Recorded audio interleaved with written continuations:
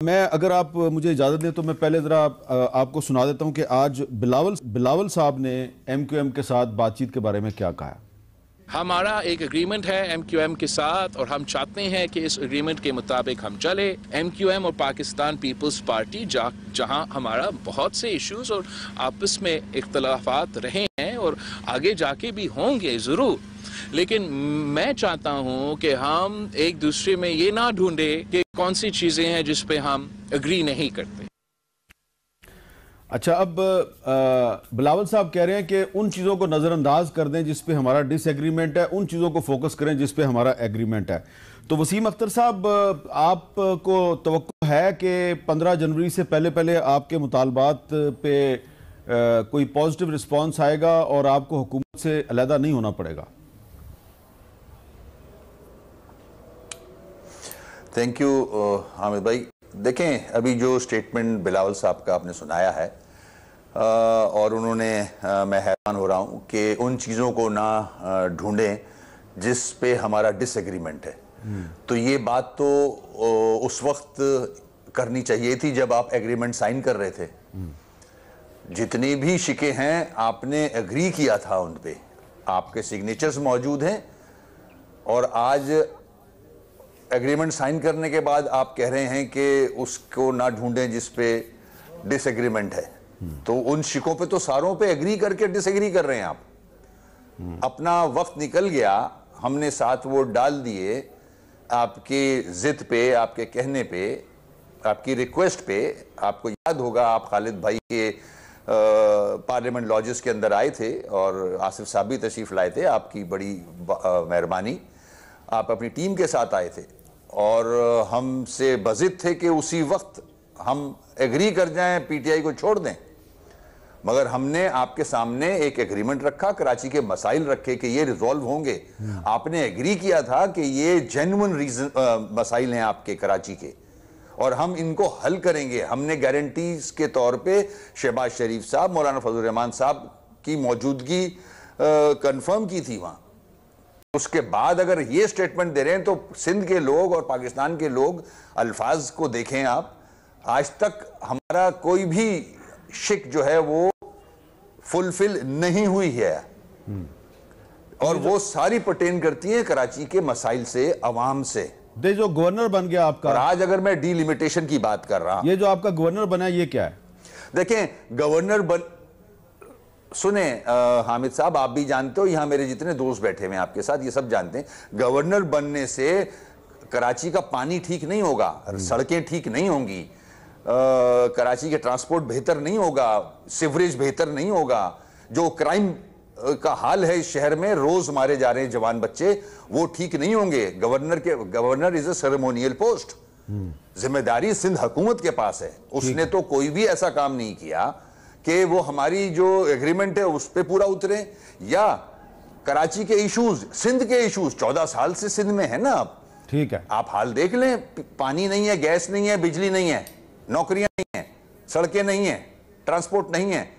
तो मैं तो इसी के लिए 7 वोट दिए थे आपको कि इमरान खान को हटाएं और आप आ जाएं। आपने वादा किया था मुझसे कि ये मैं हल करूंगा। ठीक है। कमरजमान कायरा साहब, क्या सूरत हाल आपको नजर आ रही है? हमीद साहब, हम कोई इकट्ठी चलने वाली जमातें माजी की नहीं हैं, हमारे इख्तलाफात मौजूद हैं। एक एरिया के अंदर मुख्तलिफुल ख्याल जमातें जब इकट्ठी होती हैं तो उनके डिसएग्रीमेंट्स भी होते हैं, एग्रीमेंट्स भी होते हैं, कॉमनैलिटीज़ पे एग्रीमेंट हो जाते हैं। कुछ चीज़ें यकीनन बाद में भी ऐसी इरप्ट होती रहती हैं जो इरिटेंट्स होती हैं जमातों के लिए, उनको रिजॉल्व करते रहते हैं। अभी भी कोशिश की जा रही है और जो मेजर इशू हैं वो रिजॉल्व हो जाएंगे।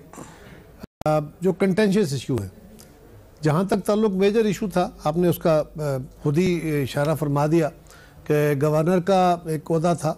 दूसरा जो ट्रांसपोर्ट का इशू है, इस वक्त कराची में ट्रांसपोर्ट का जदीद निज़ाम जो है वो ऑपरेशनल शुरू हुआ है। यकीनन एक बड़े सेटअप की ज़रूरत है।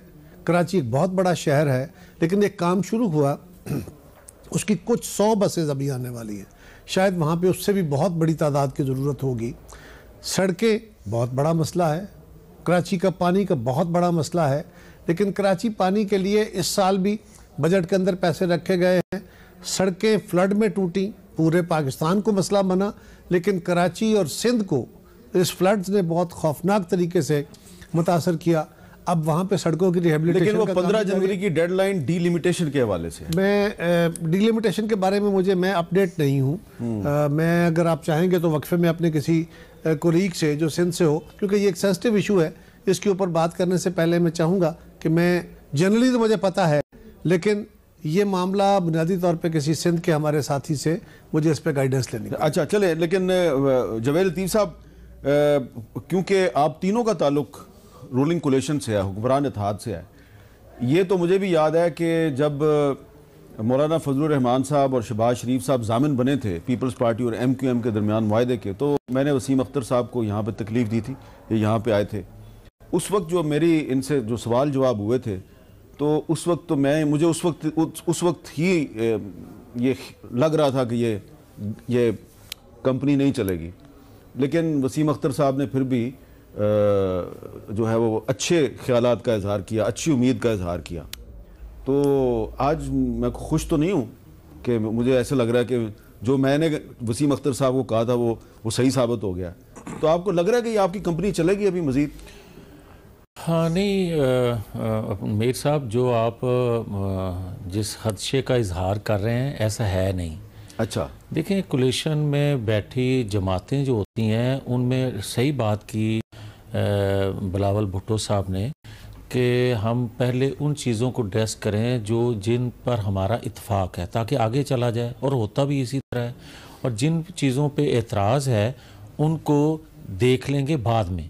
अब आ जाएँ, जो मेरे भाई वसीम अख्तर साहब बात कर रहे हैं, बात वो भी ठीक कर रहे हैं। वो हल्का बंदी के हवाले से मेजर इशू उनका ये है, बल्दियात के हवाले से ये उनका बात दुरुस्त है कि अगर किसी जगह 90,000 आबादी पे या वोटर पे आपने एक हल्का बनाया है, यूसी बनाई है, तो दूसरा 20,000 या 30,000 पे हो तो नामुनासिब है उसको ड्रेस की। और मेरी इतला के मुताबिक आसफ अली जरदारी साहब ने उनको यकीन दहानी करवा दी है, मेरी इतला के मुताबिक, कि वो ये मेजर जो उनका मसला है वो ये रिजॉल्व हो जाएगा। बाकी देखें, जो उनका कहना है कि कराची के अंदर पीने का पानी या रोड टूटी हुई हैं, तो मैं नहीं समझता कि इन 4-7 माह में वो दुरुस्त हो सकती थी। ये चीज़ें यकीनन 4 साल वफाक में जो हुकूमत रही है और इत्तेहादी भी मेरे भाई रहे हैं, तो ये चीज़ें उस वक्त भी थीं। मगर मैं ये ज़रूर आपको कह दूं कि ये जो कौमी हुकूमत है, जिन कौमी इश्यूज़ की वजह से वजूद में आया था यह इत्तेहाद, उसकी वजह से तमाम जमातों को इसका अदराक है कि वो अभी एड्रेस नहीं हुई। ये इमरान खान साहब की वजह से इत्तेहाद वजूद में आया था। एक आप ये भी कह सकते हैं कि इमरान खान साहब ने जो 4 सालों के अंदर इंतकाम की अंधी जो एक रवश अपनाई हुई थी और रियासत का जो बड़ा गर्क हो गया था, मैं उस डिटेल में नहीं जाऊंगा कि किन किन चीज़ों का